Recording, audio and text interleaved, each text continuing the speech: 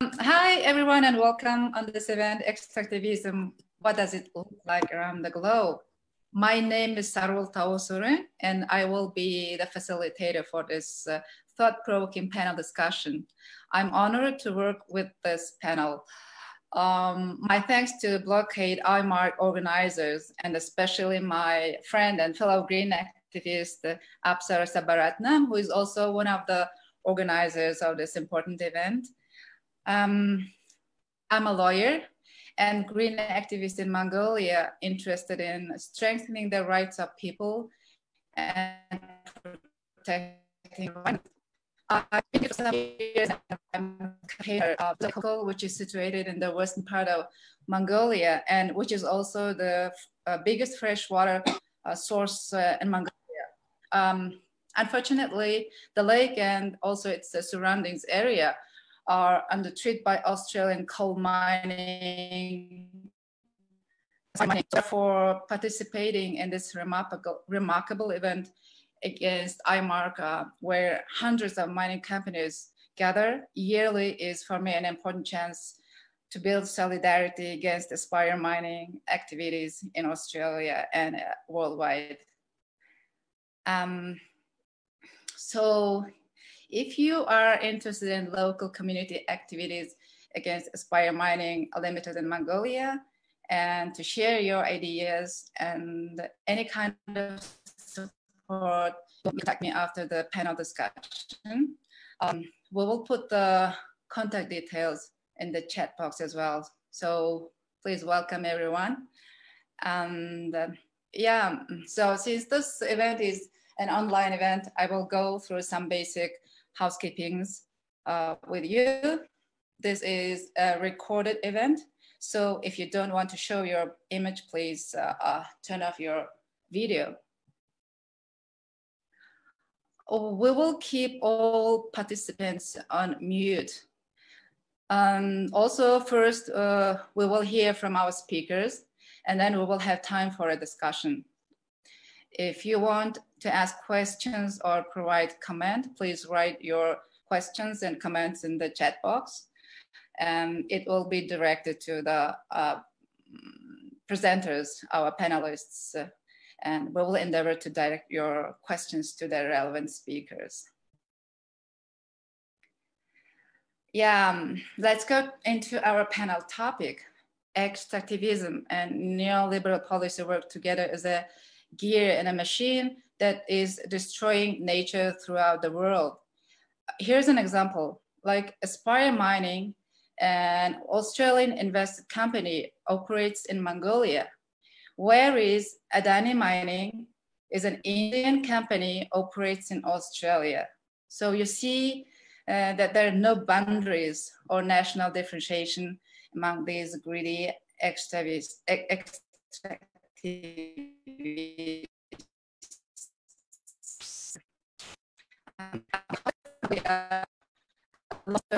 It's a description of how neoliberal financial fraud works with mining and against the developing countries' economies.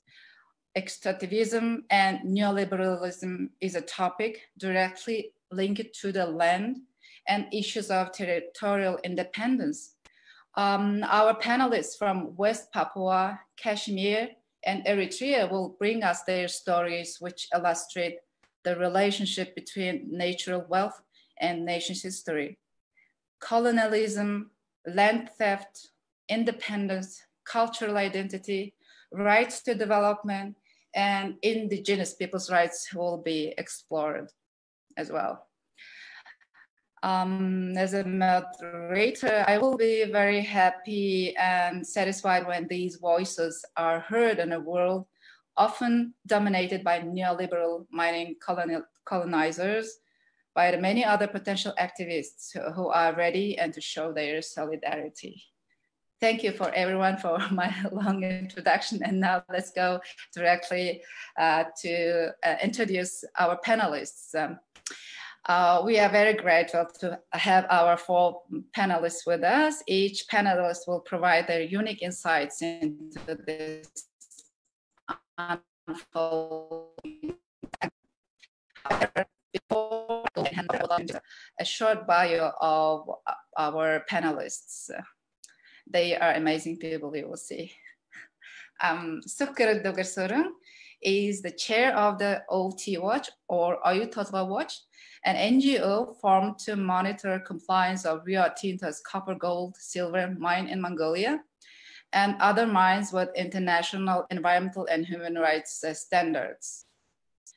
She is also active in engaging with the MDBs on human rights and development issues, assisting local communities demand remedy for violations for rights through their grievance mechanisms, in short, IAMs. As part of her human rights work, she engages with the UN mechanisms, international and national legal advocacy, including work on a law draft for the protection of human rights defenders in Mongolia. Next panelist, Peter Meda Pagawak, is a West Papuan activist based in Melbourne, who came to Australia as a refugee 9 years ago due to his political activism in his home country. In Australia, he is involved in the Free West Papua campaign for a free and independent West Papua. This campaign aims to draw global attention to the military occupation of his home country by the Indonesian government and to highlight the ongoing genocide of its peoples.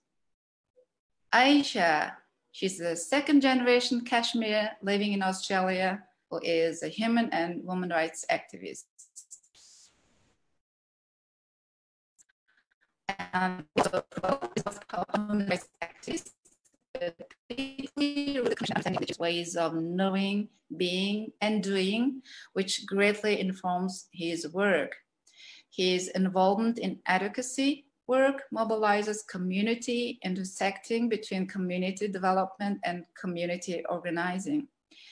He strongly values the notion of decolonization and integrating indigenous knowledge into his organizing, and honors his motherland of West Papua through his work. Meki Iser is unfortunately not here today with us in this online event. However, he has provided a video we will play today highlighting the situation at Eritrea. Yeah, so we have all these amazing presenters, panelists on our event, and I'm very honored to have them. And let's begin, open up our discussion. I would like to begin with my first question directed to Sukhgerel Dugersuren from Mongolia. Could you tell us a little bit about OT Watch and your work monitoring Rio Tinto in Mongolia?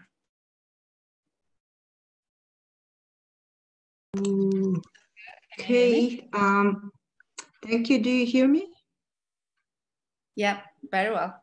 Can I just go quickly to my presentation? I sent it to Lucho, or I can turn it on, and if you allow me to share my screen.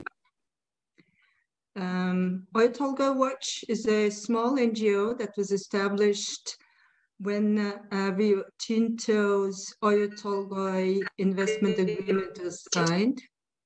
After 6 years of there's something with the sound. Maybe your side need to fix the cable, I think maybe.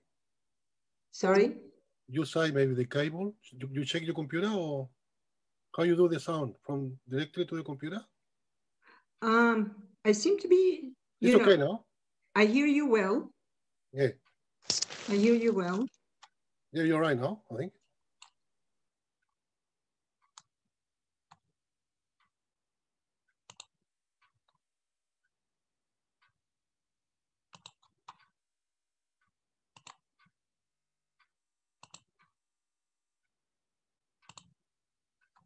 Okay, do you see my screen? Yeah, it's shared on the screen. Okay. So a little bit about Mongolia.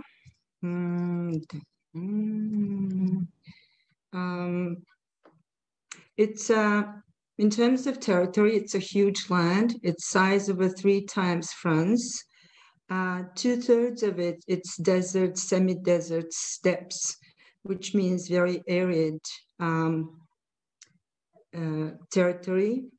We have 6 months cold winter, and nomadism is the background historic culture. So this is one of the very important factors when it comes to extractivism. In Mongolia, Mongolians wore these boots with nose upward, which meant do not disturb the ground, do not kick a stone off its place. And now we're living in a world where land is disturbed by mining, by all-scale mining, beginning with artisanal and ending with mega mines that are world size. The land is highly seismic and very mineralized soil. So to begin with, when did extractivism begin in Mongolia? In our report, we have a few reports that tell you the whole story. Essentially, since 1991, when Mongolia became member of IMF and World Bank, that's where it started. I will share you thoughts about when and how it started, Rio Tinto's Oyu Tolgoi copper gold silver mine, its issues, investment agreement, why it is a problem, and Gobi Desert, home to nomadic herders, and why a huge mega-sized mine is a problem in this area, and share information about what we do. We file complaints with the IFC CEO and other development banks. We're trying to build vertical and horizontal partnerships of communities fighting against mining. We do policy advocacy with the Coalition on Human Rights and Development, and we're trying to help communities redefine what is development. What is development for communities? So, becoming World Bank member in 1991, a shock therapy, that's how the Harvard economists termed this simultaneous economic and political restructuring of the economy for building market economy in a post-socialist society. World Bank spent extensive amount of its financing in Mongolia on restructuring to support policy reform, institutional capacity, governance, all of this for the mining sector development. The minerals law was started as early as in 1995-96, amended in 2005 to liberalize the policy environment. You can compare it with environmental impact assessment law, which was supported in 2012. All the way after anti-mining movements have come about in communities affected by mining. And I will not stop a lot on this one, you know, on economic policy reform, liberalization, investor-friendly policy framework building, diversifying economy was the World Bank's, IMF's key drive in economic policy reform, while at the time they started, Mongolia was actually 60% dependent on its copper exports. They promised job creation, but mining employs only 4% of workforce, while ag and light industry employs 46%. Mining brings low wages, precarious work, in situ mining, a lot of contamination, and brain drain. Very important for future development is brain drain from other sectors into the mining sector. So the World Bank's promised economic development, GDP grew by 17% in 2011, but it's probably the fastest growing economy in the world. But only a couple of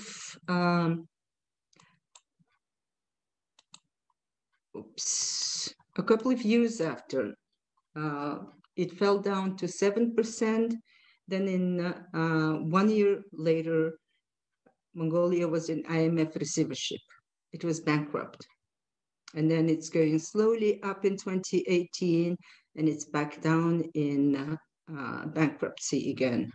So this is bust, boom and bust cycle economy that is very usual of normal of mining, extraction, extractivism-based economic models. Yeah, all these informations are very interesting. And let me remind kindly the timekeeping. We will spend 5 minutes for each panelist, but I would like to ask the question. It's really interesting. How does it mean to monitor an NGO about a big mining company like Rio Tinto?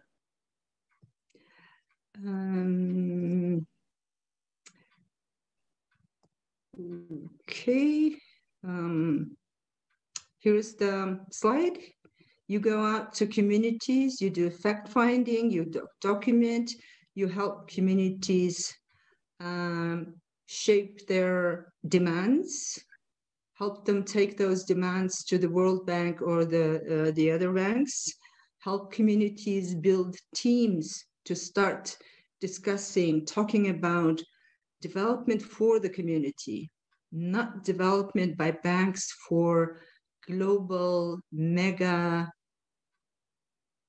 economy that is not about communities' development or the actual country's development. It is about pushing globally products to global markets. Helping file complaints is the most difficult part, but I'm sure you do that too. We also work with international civil society networks. So looking for the root cause in each country. In Mongolia, it's the neoliberal economic development model, liberalization of policies to get government out of control so that capital can reign. There is excess capital around Mongolia. I'm sure there is excess capital worldwide, which brings to mega-sized loans and mega projects. And mega projects in Mongolia means mega mines. We work together with Coalition on Human Rights and Development in supporting communities to demand and define their own development agenda, hold investors accountable for damages, and this is international accountability mechanisms, mechanisms where you can bring your complaints and demand remedy.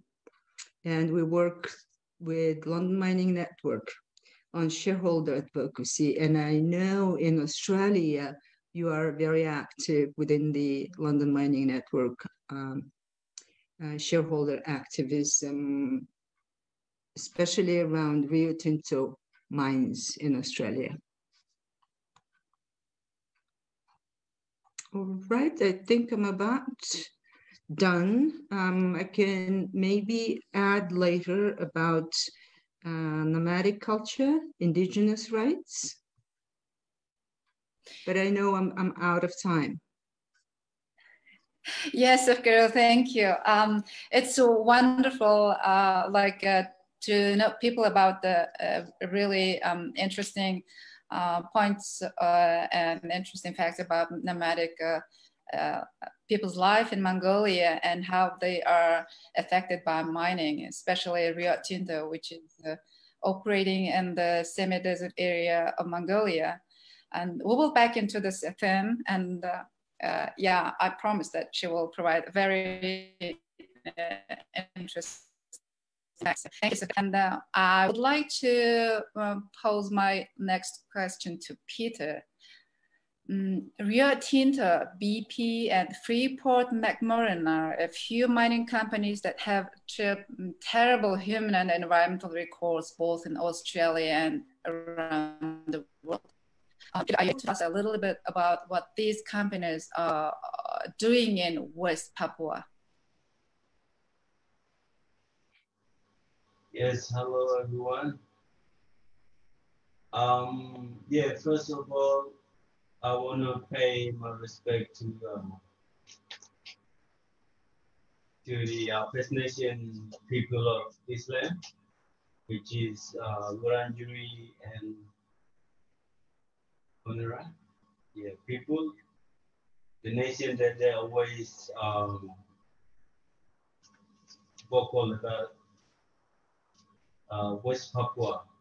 So really pay my respect. And yeah, yeah, come back to yeah, all these giant mining corporations that been exploiting West Papua since 1960s without any acknowledged from the First Nation mob, and in this case West Papua. So yeah, for example, Freeport-McMoRan itself,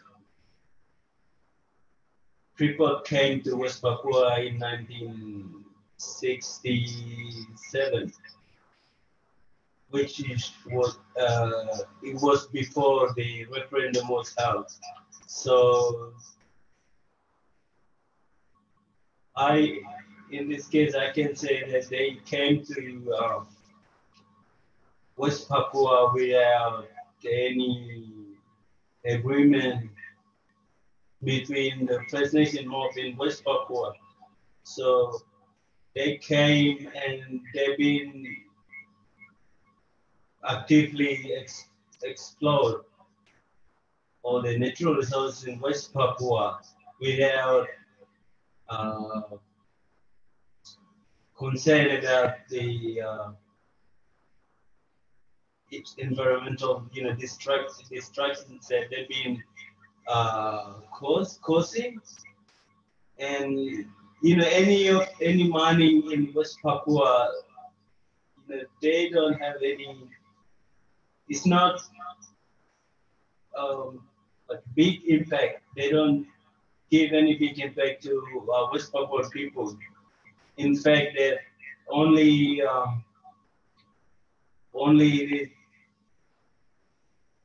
the pollution,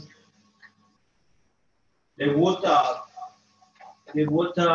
near the where the big mining in West Papua being polluted, which is really sad because the water itself is the source of life where the indigenous people of West Papua they depend on.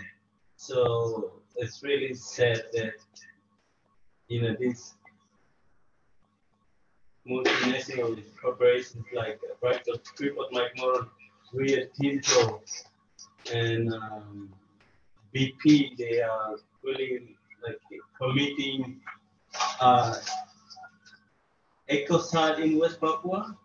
That they're killing all the people and the environment. So it's really, really sad that it's happening there, and we I think there was in last 2 years, 800 people, indigenous people in Freeport, McMoran being quit. Yeah, just they left with like unemployed, and they can't. They promised them that they will give them a job, but in fact, 2 years ago, 800 people, the indigenous people of West Papua, being sacked, and they can't. They were native people. We can't go anywhere to, survive because our water be polluted by this big national corporations. So it's really, really sad. I'll get some later. Yeah, probably for Yeah. Yeah. All right. Yeah. Thank you. Can I add to that extractivism in West Papua? Yeah. Thank you. For we be here, I just want to add what Brother Peter said about the extractivism in West Papua and the establishment of all this multinational company, especially palm oil industry and mining corporations and oil and gas. I would love to share screen with every one of you out there. Yes. You are co-host. Yes. Okay. Thank you so much. So, as you can see here on your screen, it's the economic development plan to boost economic growth and development in all over Indonesia. And this is the project plan, the master plan that they've been made for the period of time 2011 to 2025. So as you can see, in this corridor map, which is connecting the eastern side of Indonesia, there is Maluku and Papua in it. So the red line indicating the major work constructions that they've been planning to connect all these different provinces in Indonesia nation. And in there, the legends, you can see that most of the national interest to boost the economic growth is the food, agriculture, fishery, tourism, and copper mining, oil and gas activity, and nickel mining. So in there, you can see here, this is a major road connecting the capital city of West Papua to Merauke, Mife. So here in Merauke, they have a major Indonesian major palm oil industry project, and it's called Mife here. So Mife, it's abbreviations of Merauke Integrated Food and Energy Estate, which started in 2012, 2011, and it's approximately 2.5 million hectare mega project, which is going to take over the indigenous Mawuse, indigenous Merauke people, land, and also source of food and source of water, which they have been fighting for the land rights since the latest 2005 until now. And definitely during the whole resistance movement, there have a lot of environmental activists being imprisoned and being murdered during that time. Yeah, if you go back here again, this is Merauke here, down south, close to Australia, very close to Annam Land. And then if you go up a bit from here to here, in the middle part of West Papua, there is the famous Freeport McMoran, which is one of the biggest gold and copper company in the world, and it's owned by the American. And this is where most of the killings and people come with this genocide terms, along with open campaign, that it's actually happening around this mine site, where it's very highly militarized, and also there's so much money from the company to Indonesia, and also to the Indonesian military, which is the TNI and Polri as well. And yeah, in this area where they established Freeport McMoran, they built it on the top of mountain, snowy mountain. It's the only snowy mountain in Australasia plate, I think, and also the highest tipping point in Australasia region. And while they're making this such a huge gold and copper mining on the top of it. So this is the picture of it. And since 1974, firstly established after explorations, we've known that the agreement, the expansion, it's rarely involving the First Nation, Amume, and the whole Lemakawi community up in Imarc regions.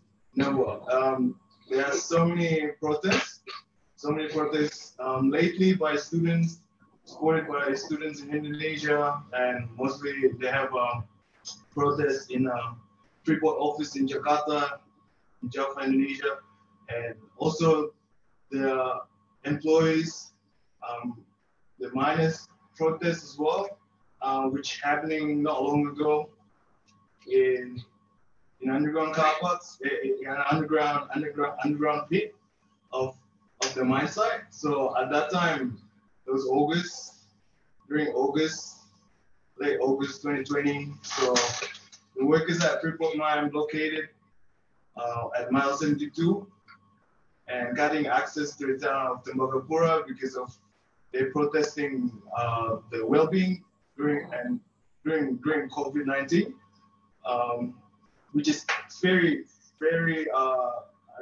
uncomfortable, where they need to work while they couldn't go back to see their family and use the company bus for family visits. And before 2020, there are a lot of union protests as well, which is because of lack of health facility or underpaid, and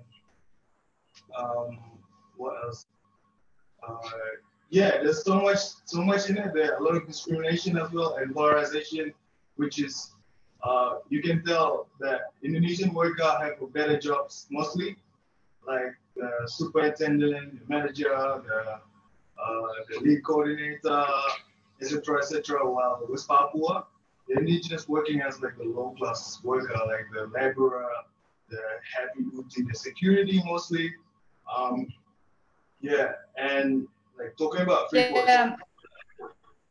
Thank you, Peter and Prabhava. From their brilliant talk, we see like extractivism is not only about mining, it's about fishery, it's about agriculture, and it's about the territory of indigenous peoples, livelihood of them. So I would be very interested in turn next time going around the questions that about the indigenous peoples' livelihood in West Papua, and how they are affected by the colonialists and also neoliberalists.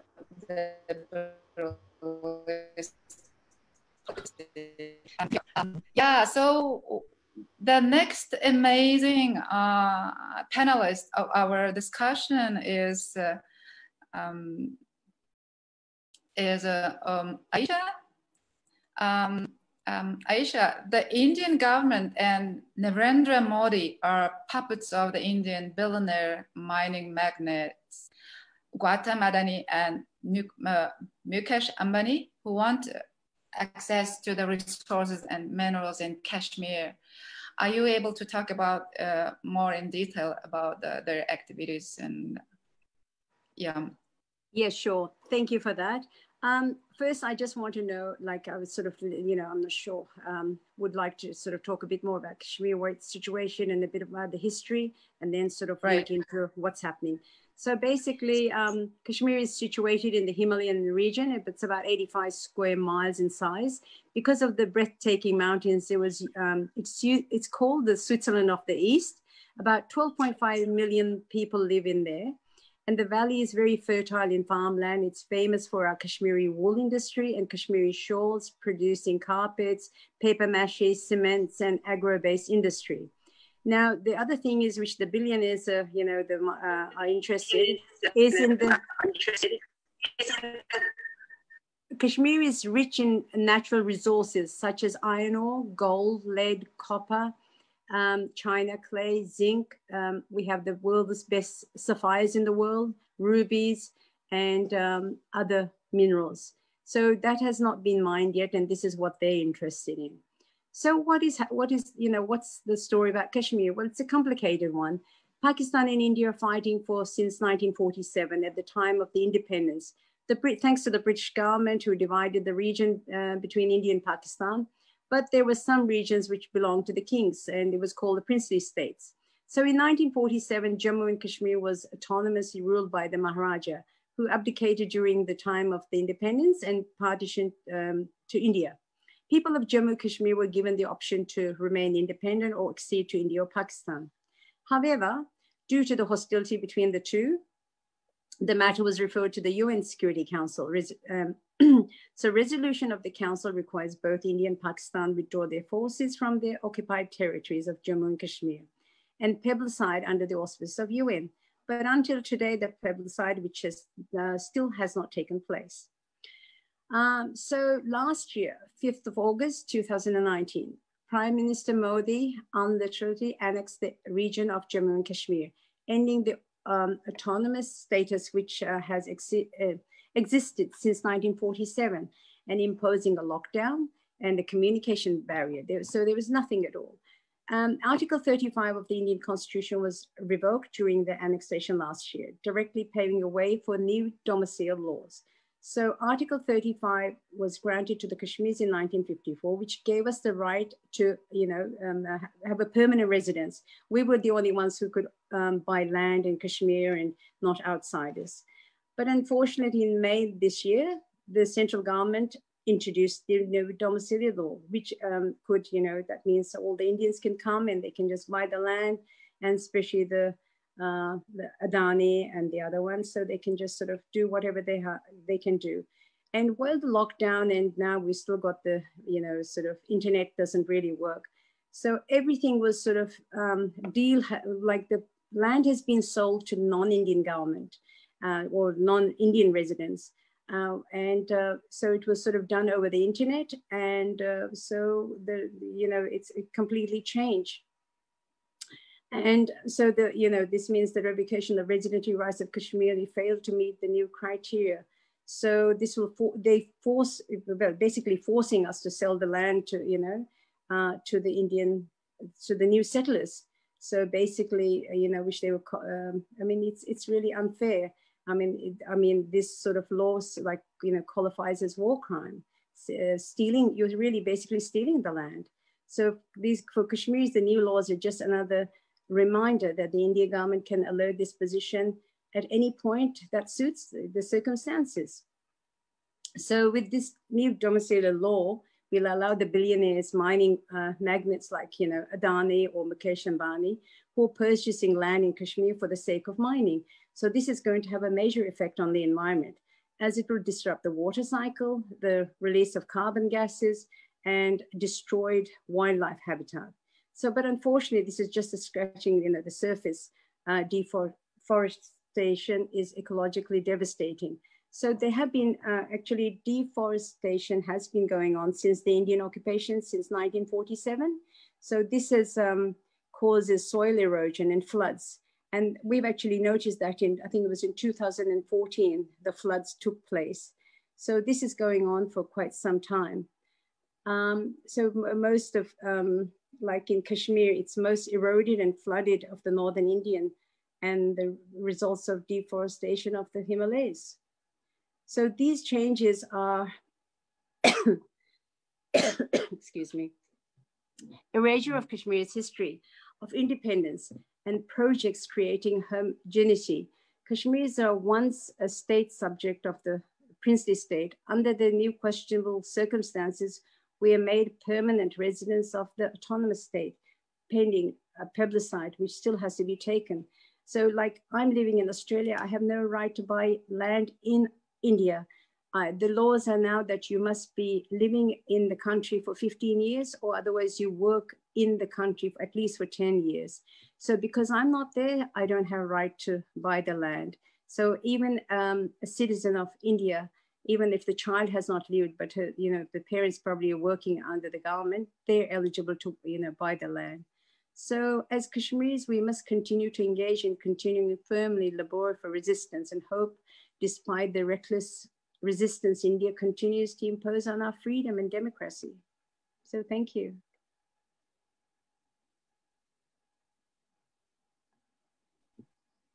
Thank you, Aisha. It's a really heartbreaking to hear this, how mining affects the independence and people's livelihood. Land is always connected to the independence of any nation. So I would like to express my solidarity for the rights of the people. And I hope everyone agree with me. So thank you, Aisha, for your input. Yeah. Thank you.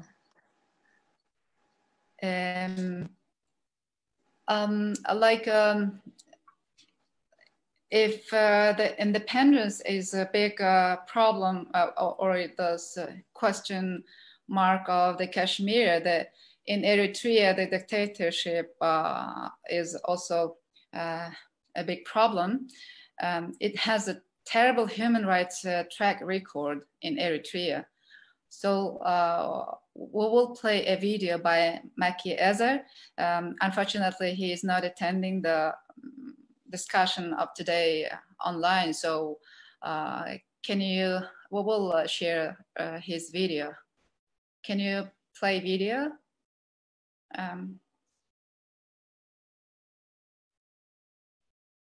Lucha? Yep.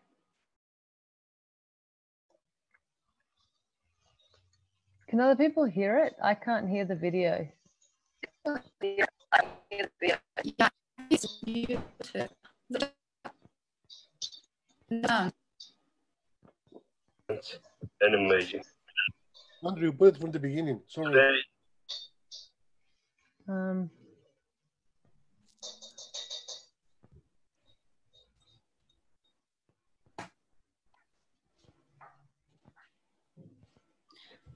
speaking to you from Alice Springs, Australia. I'd like to begin by paying my respect to the traditional landowners on which land we stand, and the eldest, past and present and emerging. Today, I'd like to talk a little bit about a project that's been undertaken in Eritrea called the Colloquial Potash project by a company called Danacalia. This project is based in the Dunkeld Depression, which is about 127 kilometers southeast of Asmara, the capital. This project promises to elevate the lives of the Eritrean people by means of employment and income in different streams like taxes. But what we have found is, since this agreement was signed by the company and the government of Eritrea, the population in this area has been displaced. Many have been facing starvation for the last 2 years. Just over 148,000 have walked and are refugees in neighboring Ethiopia right this minute. 79% of these people are women and children who were lucky enough to make it to Ethiopia. As we know, this area is one of the hottest places on earth. So to seek asylum in Ethiopia, walking in those conditions, many don't make it.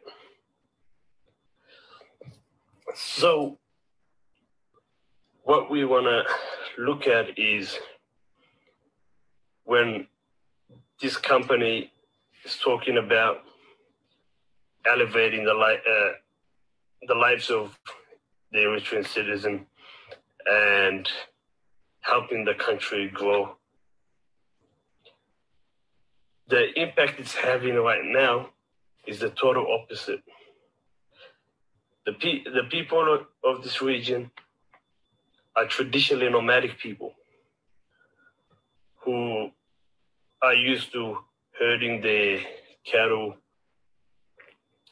from one side all the way to the Ethiopian border, and then on the other side all the way to the Eritrean border, just following rain.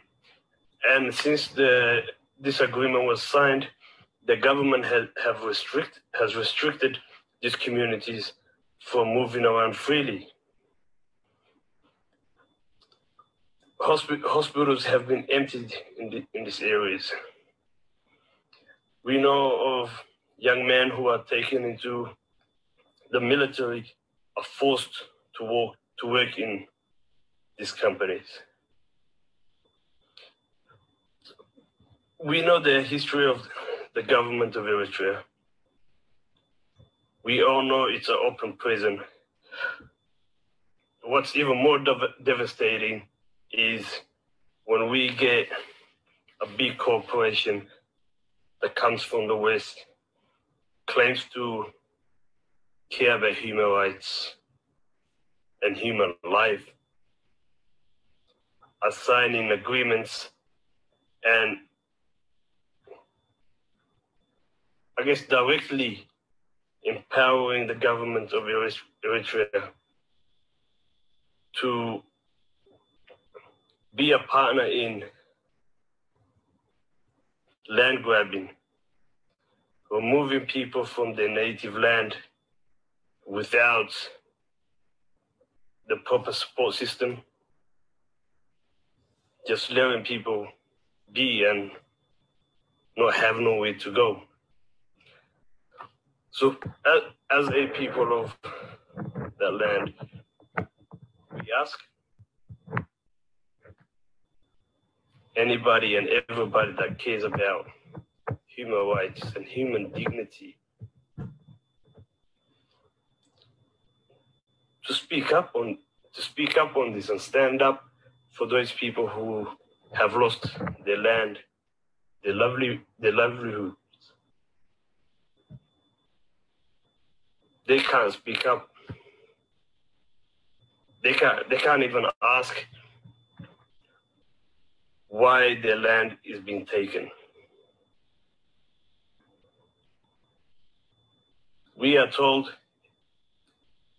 they're gonna create jobs. No jobs have been created. Child labor, child slavery is what's happening. Young men, 16, 17-year-olds are being forced to work while this company and the government officials are pocketing everything that comes of it. We know this happens all over the world, so it's very important, and this event is important because we're able to share the similarities in which greed has overtaken just common courtesy and respect for people's culture, tradition, connection to the land. So I want to thank the organizers for giving us this opportunity to put, I guess, our voices out there as well. I look forward to hearing everybody else. Thank you.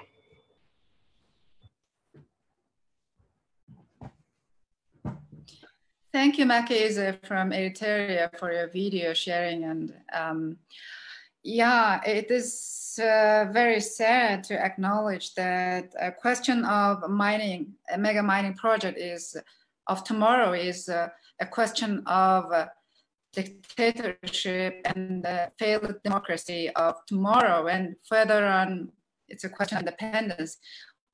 As we see from all these presenters' talk.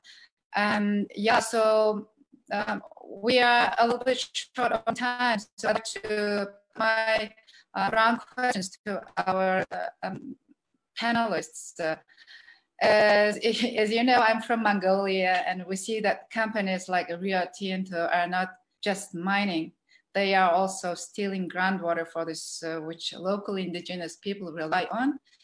So this is a good example of how mining affects indigenous peoples and their livelihoods. So could you talk a little bit about similar situations from your experiences?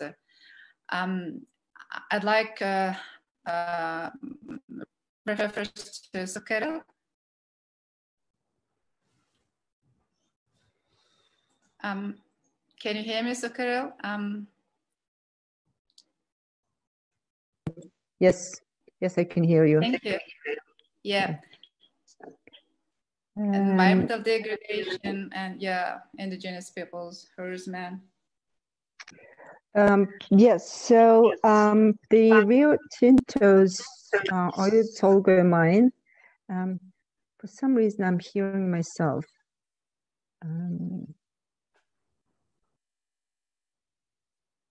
Hello?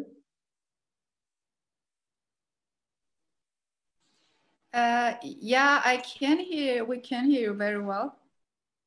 Okay. How's it now? So yeah, for some reason Good. I'm hearing myself.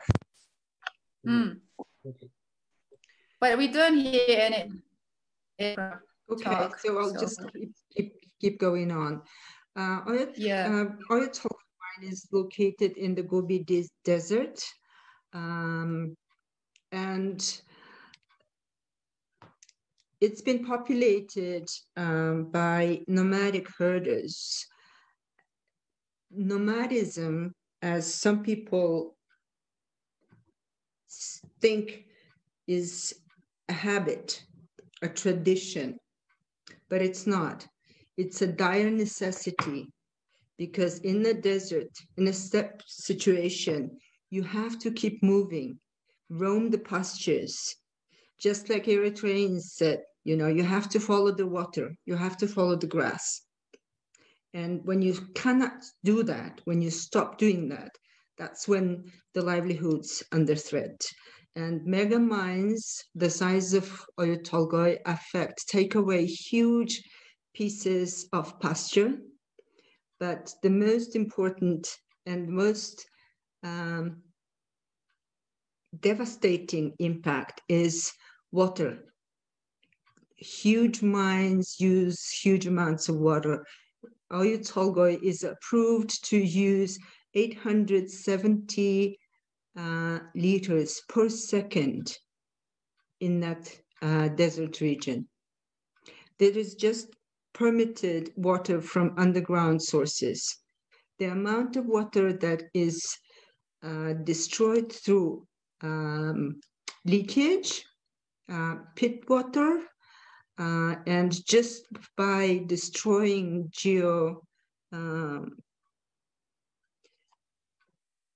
hydrologic systems is what causing people to lose access to water.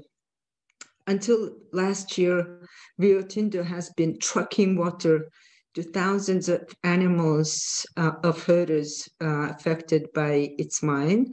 You see a little animal here, skinny to bone, because without water, there's no grass.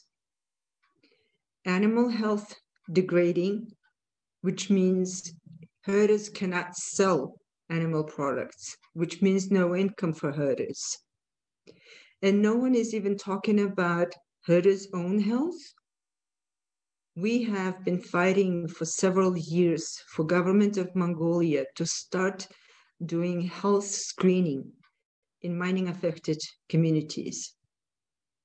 Having failed to force government to do the health screening, we filed a shadow report to CEDAW Convention, in which we provide statistical data and stories from the ground of people affected, health affected by mining. And most disturbing is the reproductive health that is affected, which means it's a future issue. It's an issue of healthy generations of future, especially for Mongolians. Mongolia has only 3 million population. And if you cannot reproduce, and if you cannot reproduce healthy population, that is a major, major security and future safety issue for this country. Thank you.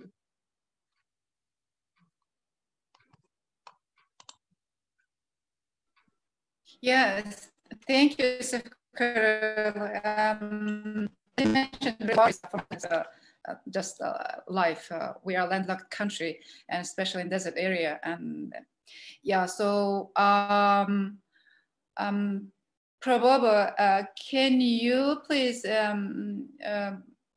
talk about the indigenous people's livelihood in your hometown? It might be especially interesting how the fishery is influenced by mining.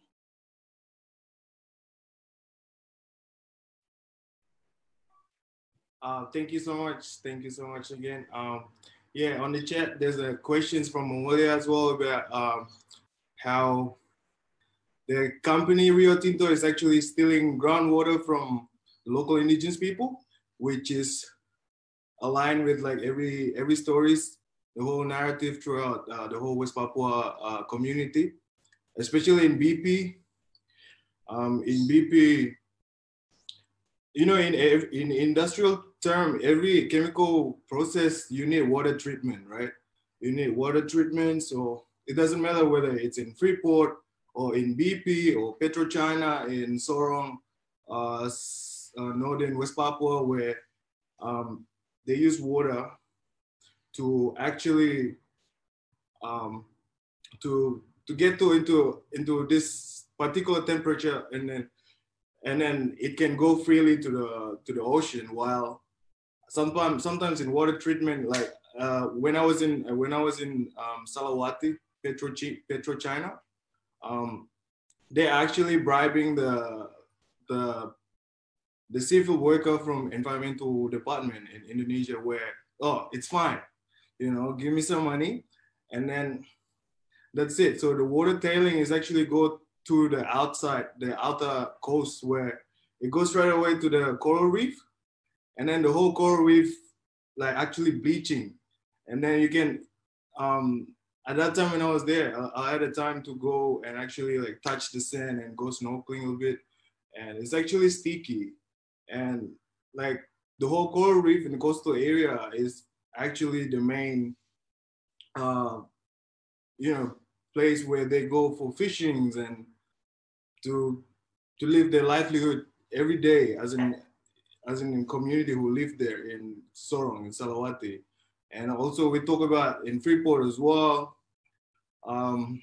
where, like the main tailing is go to the main river, where the whole community, the indigenous community who live there, actually go fishing and use this water for drink and cooking food and go for hunting every day.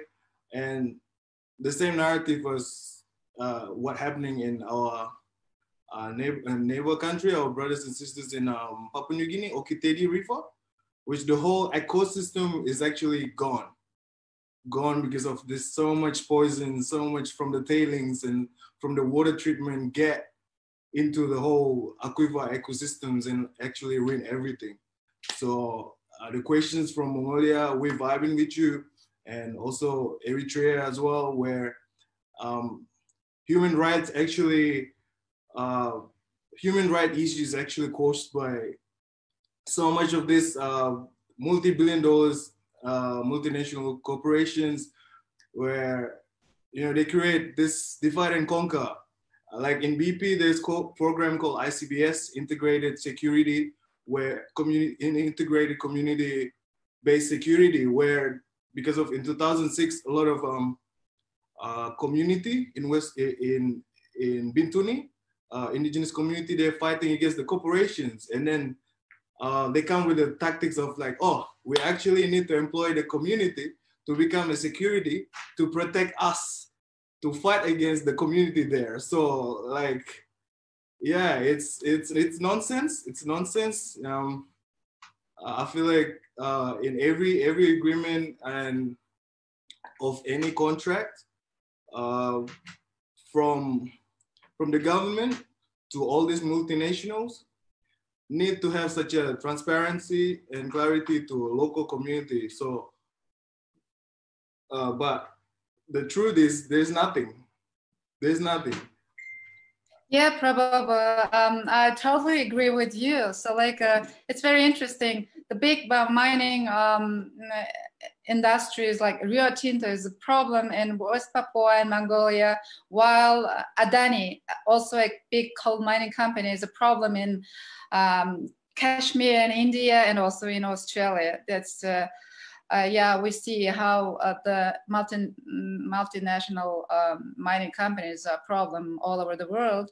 So we are really short on time, but I'd like to hear from Aisha. How is the, especially you might describe a situation caused by Adani mining in Kashmir area for the people? Well, at the moment, it's just sort of land grab at the moment. So they haven't started the mining. As I said, it's going to, it's going to spoil the natural habitation as well once they start the mining. And the other thing is that, they promise our people, yes, we're going to give you jobs. There are no jobs for us. It's all people from India and everything. So it's all nothing at all. And they steal the water for the company, for the mining. So there'll be, we'll probably lose our water as well, resources, electricity, once they start the mining. So it's really hard, because it's going to affect the country as well. So once everything starts, at the moment it's just a land grab, so nothing is really started, but it's going to affect the environment, as I said. As I said, we had floods in 2014 because of the deforestation of the Indian government, because there's the heavily militarization there, and they're covering our land, just the military. It's over about 50,000 acres of land. Kashmir is occupied under the Indian army. And now India has said, okay, now you're able to buy the land where what we have got now, 50 acres. And just imagine, like it's a small place, and especially, deforestation, it's going to really hit the land. Because as I said, so with this new domicilial law, it will also have, irreparable impact on Kashmir's ecologically. It's only 30% of Kashmiri land is habitable and fit for cultivation. But prior to the annexation, as I said, over 50,000 acres of land in Kashmir are under occupation of the Indian army. So, so India is going to ease the rule for security forces to acquire the Kashmiri land. So there'll be a little habitable land to go around for the new domicile without the deforestation. So which has actually began to take place. But as I said, further, contracts for mining in the region have already been auctioned, as I said, online, because we don't have because they've sort of disconnected our internet and everything, restrictions on internet. We only have 2G there. So Kashmir, we really don't know what's happening. So they've sold the land, and now, you know, they sort of, then of course the Andani and Ambani, they will all come and they will sort of, well, they will sort of mining. And as I said, we are rich in natural resources as well. And that has not been mined before, like gold and iron ore and everything else. So that's going to take place now. And again, it's going to have a, you know, a vast effect on the you know, the system, so I mean, it's just a start. I mean, it's just, as I said, it's going to destroy the wild habitat as well. And unfortunately, it's, you know, it's, I don't know. I mean, I just, as I said, I'm not very, like, it's going to have a great effect on the environment because we're a mountainous region as well. And they'll be, you know, and using our water and even electricity, which we have dams in Kashmir. And all the electricity is also stolen by the Indian government. And that's just, you know, send it to India rather than Kashmir. We have restriction in even electricity. We have cutoffs in, you know, we don't have all the time, 24/7. We don't even have electricity. And yet we are very rich in resources, minerals, everything, you know, even the dams, we have everything. But they're building them for their own, you know, for themselves to get benefit out of them, not for us. So we just really lost our identity. You know, I mean, we've just actually lost everything. They've taken everything away. It's just like someone coming and just, you know, taking over your house. And that's what they're actually doing. And then we don't have right to say anything. So we're starting going to mine and whatever they're going to, you know, steal our natural resources and everything else. So that's what they're doing. So we have no saying what the whatsoever. As I said, you know, we're sort of really worried about the environment as well, because it is a mountainous region and the earthquakes and, you know, it disrupts the water cycle as well and the releases of carbon gases. It'll destroy the wildlife habitat. So these are the things that's going to have effect. And as I said, you know, and they're cutting down our forests. It's just, you know, it's just terrible. It's a nightmare. So, and the human rights violation as well. That's another thing. You can't even speak against the government. And they've sort of detained young children who are young as 10 years old. They've detained them. They're in prison all over India. And also the elderly and judges or lawyers, government, you know, doctors, and even educated staff. But, you know, children who've done nothing at all. And they're just detaining them because, you know, they feel they're a threat. And so this is the kind of occupation we're living in. So we have no freedom. They've taken our rights away. So, you know, we have to sort of speak up, and thank you for organizing this forum. And it's good to sort of speak out of the crisis, what we're going through, as I can see all of the participants, and we're sort of all in the same boat, which is good to raise a voice. And let's hope that, you know, one day we will get our freedom. Yeah, thank you, Aisha. And we are also grateful that you are here with us and sharing all these experiences. Yeah, thank you. And let's open up our question and answer sessions. We have in the chat box several questions from our audience. And here I have a question directed to Parabubu. The question is, oil and gas giant BP is a major mining company in West Papua. Are you able to tell us a little bit about the human rights abuses of this government? Yeah, the question might have covered your issues that you earlier discussed, but can you put some more inputs on this question, on this issue? Yes. Can you hear me? Yep. Oh, thank you so much. Thanks for the questions. Yeah, I'll look back on the slide here, which because of a time period. So yeah, I want to maybe like you see on this in this PowerPoint at the moment.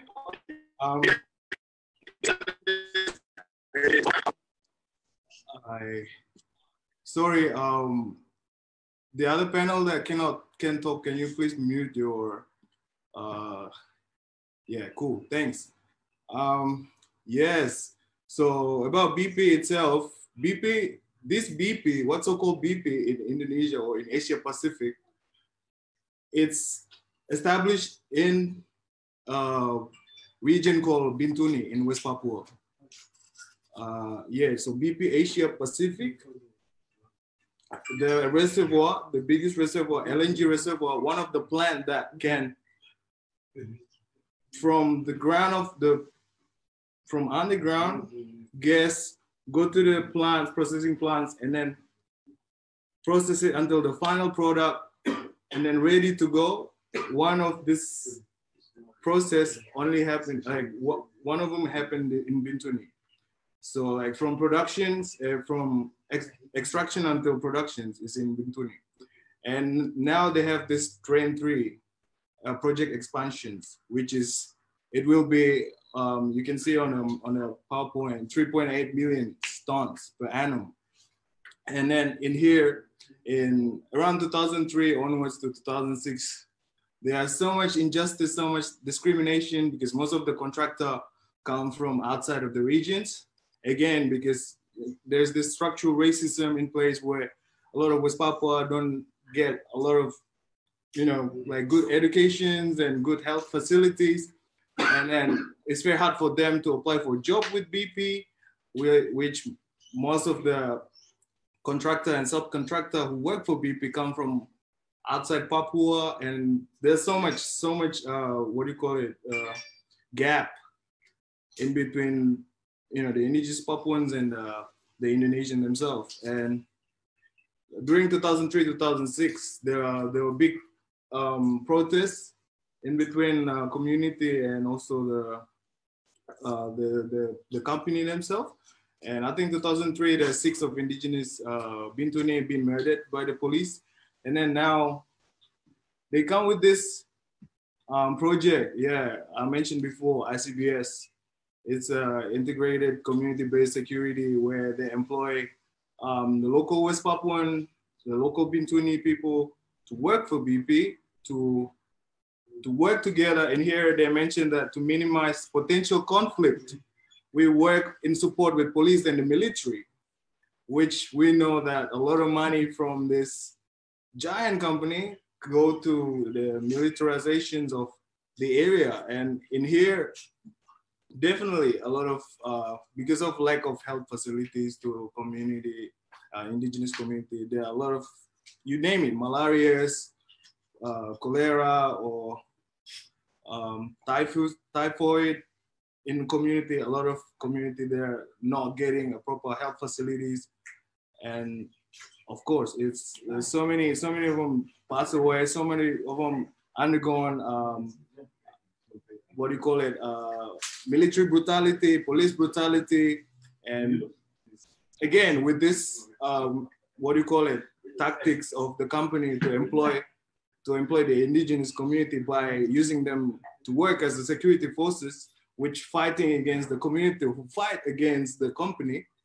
The only, what do you call it, visions for the indigenous community here to get some kind of like economy, what do you call it, support or financially stable, they need to work as this security or work like harshly.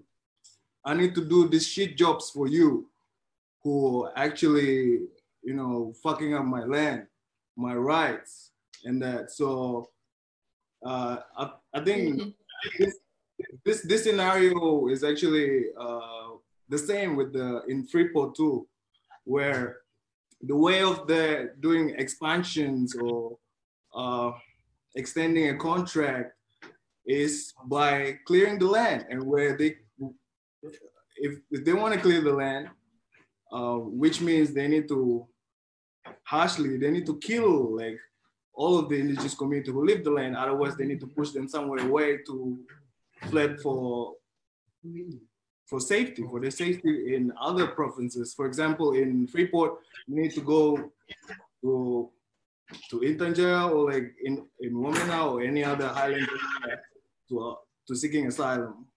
So yeah, probably it's it's very sad, but I think the person who was questioned, if he wants to more about the situation there, then he might address to Peter or probably after the discussion. And We have several questions, so I'd like really to go through to several of them. And the next person, whose name is MC or MC, put a question to Sukhgerel. How does the arrangement that people need to go to the World Bank and to the IMF to protect their land sovereignty? How does the arrangement that people need to go to the World Bank and the IMF to protect their land affect Mongolia's sovereignty? I am assuming the question is how we use the complaint mechanism. Do you hear me? Yeah. Your voice is okay. Yeah. Okay. So the World Bank and all development banks have their grievance mechanisms or mechanisms that accept complaints relating to the projects that they are financing. So the World Bank and its private sector arm, IFC, International Finance Corporation, financed the Oyu Tolgoi mine. Oyu Tolgoi mine is actually financed by the world's largest syndicated loan of up to $6 billion. And there is about 19 banks that are involved, but IFC and EBRD are lead lenders. So we can use their safeguards policies to file complaints. For example, if we document and can prove that this project has affected access to water, access to pastures, or human health, then we can take that to the complaints mechanism. So we had filed 2 complaints, one in 2012 and one in 2013. The first one about substandard resettlement process. And the second one is about diversion of Undai River, which is the biggest water source in this region. So these are called international accountability mechanisms, and it would be very difficult to explain the whole process, but you can access them on the websites of all development banks. And I can share any other useful recommendations, resources. There are international civil society networks that actually help you do that. If you have the World Bank in question, then there is Bank Information Center that has centers both in the US and in Europe. Then for European banks, you have CE Bankwatch Network. For Asian development and AAB, you have NGO Forum on ADB and AAB. So there are resources, both technical and then financial, available through these mechanisms. Thank you. I hope I answered the question. Sorry. Yeah, thank you, Sukhgerel. I also understood the question thank you for your and so like I'd like to put the next question directed to Aisha, and Aisha, please. So we have very little time. Can you respond within just 2 minutes, if it is possible? And the question is, with land grabs, Kashmir people are being displaced. Many people, the Indian government wants to change the demographic makeup of Kashmir. Are you able to talk a little bit about the Modi Hindutva agenda? Aisha, please. Yes, okay, I'll try my best before 2 minutes. Okay, that's what they're doing. So they're sort of trying to make another Palestine here. So majority of Kashmiris are Muslims, and they're trying to change the demographic changes, you know. and sort of keep the Muslims on one side. So we'll get the worst kind of land and whatever India wants us to have, and the rest they'll just, you know, grab the land and give it to their billionaires or whatever. So unfortunately, that's the Modi's government regime. They wanted to make it a Hindu regime. And basically, the other thing is that if you must, you know, if you don't want to sort of, if you don't like the laws of the land, then convert to Hinduism, you'll get everything. If you don't, just, you know, get lost. So basically, they're trying to wipe us out. So they want us to move out of Kashmir so they can just grab the land by themselves. And, you know, just changing the demography of Kashmir, it's going to be a major, you know, task. And because, you know, as I said, they've sort of already planned a lot of like the shrines they want to destroy, and also a lot of them, you know, mosques, and they believe that, you know, they sort of they used to belong to their gods before. So it's going to be a big change. So unfortunately, that's what they're trying to do, and let's see what happens. And we're just sort of living day by day until, because as I said, a lot of pressure has been put by other, you know, countries as well to India. But unfortunately, because of the trade, and not many people are doing, you know, much. They're not sort of asking India, you know, what are you doing? And like, especially the revocation of this, you know, the laws. They made it really a mockery of the constitution. They can do whatever. They're in power. They can do whatever they want to do. And unfortunately, even now in India as well, it's changing. As you've seen recently, what happened, you know, with the epidemic, and so a lot of the laborers, and they were in different parts of India, and they were not even able to get transportation to go back home because they were Muslims. So unfortunately, that's the regime that, you know, it's being controlled by its Hindu majorities regime. So that's what they want to do. So I hope I've answered the question.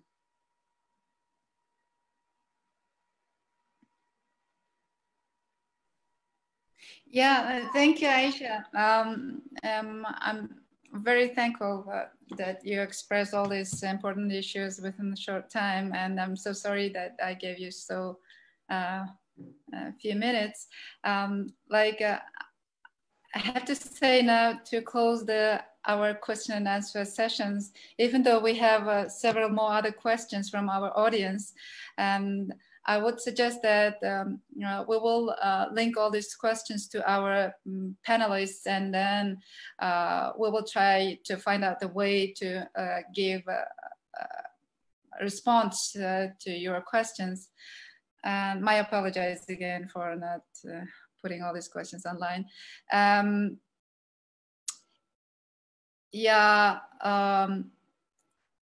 So like from today's forum, it is clear that many of the mining companies we have talked about today operate across the globe are multinational corporations that are labor rights violations, as well as perpetrators of environmental disasters and major players in stoking geopolitical schisms.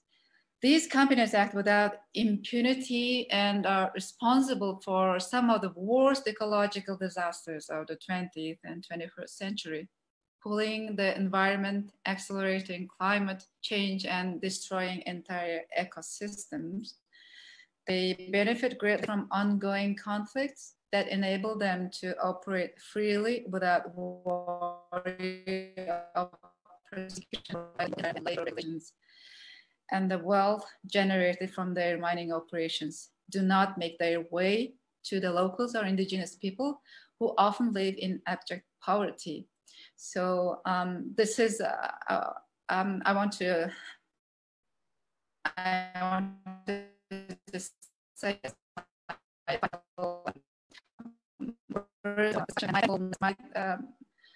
to our panelists, Sukhgerel Dugersuren, Peter Meda Pagawak, Aisha and Maki Lezer, and also for our wonderful technical support, Andrea Griffiths, Martin Wong, and Lucha. Also, my last but not least, gratitude for our guests. I hope there were some interesting insights and takeaways that you can apply within the activist organizations. Also, I hope you can see that it is important in our struggles. We need to build global solidarity if we are to ensure that all voices can be heard. Thank you also to the Imarc audience for giving us the space to discuss some serious issues. Yeah, it's like for more events over the week, please go to the Blocked Imarc event page. I hope everyone has the link to the event, and also I would be really appreciate if you just share a link of this event. And yeah, and the event link will be shared in the chat box.